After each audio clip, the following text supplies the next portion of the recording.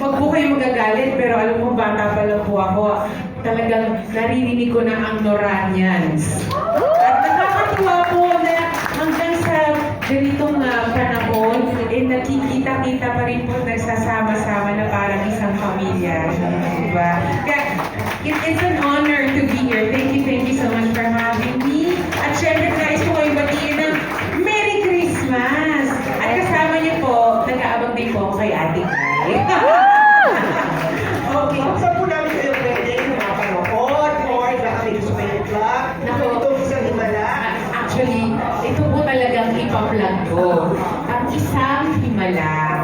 Ito po ay official entry sa Manila Film Festival this 2024. Sa pong karangalan na ako po ay mapabilang sa cast at gampanan po ang isang napaka-iconic na karakter na ginawa po ng ating national artist.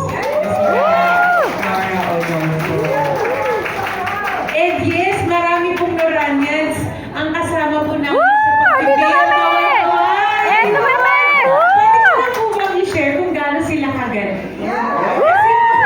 Kasi, syempre pag nag-film, ganun pala yun, ano? Pag nag-film ng pelikula, minsan anggulo muna namin, minsan anggulo sa gilid, tapos anggulo ng crowd. Nasa crowd po sila. Ang instruction si Direk, kayo ang nakapila, kayo ang may mga sakit. O yung iba dyan, iika-ika, iba dyan naiiyak, talagang naghihinagpis. Okay, 3, 2, 1, action!